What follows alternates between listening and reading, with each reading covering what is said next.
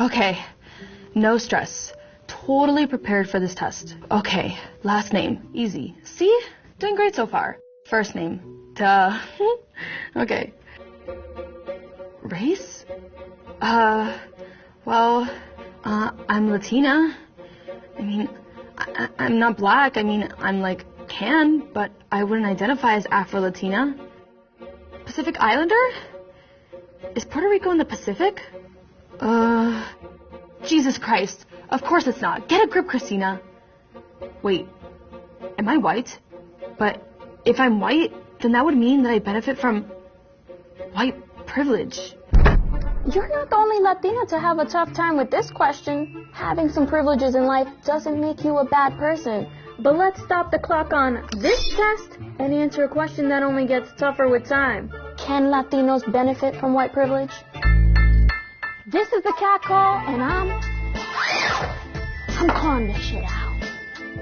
Let's set something straight. There is no standard Latino look. We come from different countries, different ethnic backgrounds, speak different languages, and heck, we'll even cook the same dish 1,000 different ways. In fact, the word Latino was originally defined by being from a certain region of the world, what the French first called Latin America. So even since the word was invented, it's encompassed people of European, Caribbean, African, and indigenous American heritage. So can Latinos benefit from white privilege? The short answer is yeah.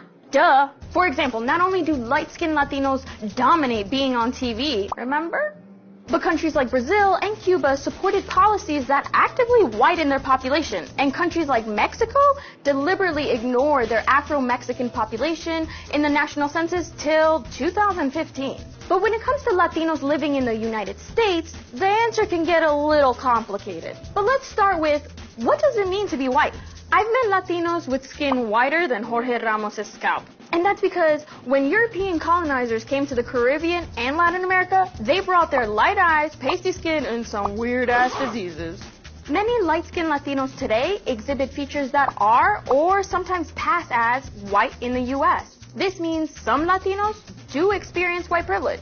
White privilege doesn't mean you're automatically a bad person. It just means that you might not face certain obstacles because of the way you look. I know what it's like to be discriminated as a woman and as a Latina. And even though I've never passed as a white woman, I also know what it's like for people to privilege me based on my proximity to whiteness. Like this one time, my Afro-Puerto Rican friend was dating a white guy, and his family asked him why he couldn't date a Latina more like me. That's code for, we'd rather you not date someone who's black.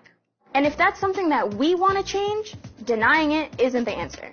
Acknowledging that white privilege exists and acknowledging the ways in which we benefit from it is the first step. That said, if there's anything that old people with shopping carts have shown us lately, sometimes the color of your skin isn't enough to make you white when you're speaking a different language. Speak English, you're in America. Speak English, bitch. It's America. We speak English in America. Yeah.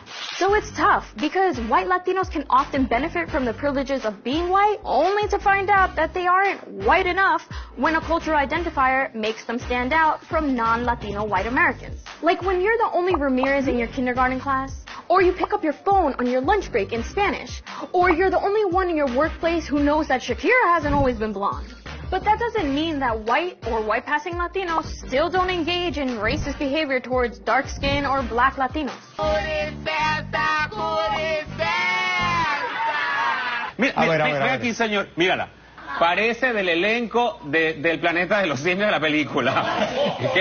These unchecked stereotypes are the reason why one neo-Nazi website recently decided to start publishing in Spanish. Because they hope that racial division and white supremacy can continue thriving in Latin America. But newsflash, if arguing over which one of these is a limón hasn't divided us, nothing will. The truth is, almost a quarter of Latinos living in the U.S. identify as Afro-Latino, and most Latinos will find a mix of racial, ethnic, and national identities in their family tree that might not always be expressed in their skin color. There's a reason why a growing number of Latinos are marking other when asked about race on the census. So many that the census is actually changing the way they ask the question. But even though you might not feel Taylor Swift white, it's important to realize that being a white Latino in the U.S. means that sometimes you aren't on the receiving end of racism in this country.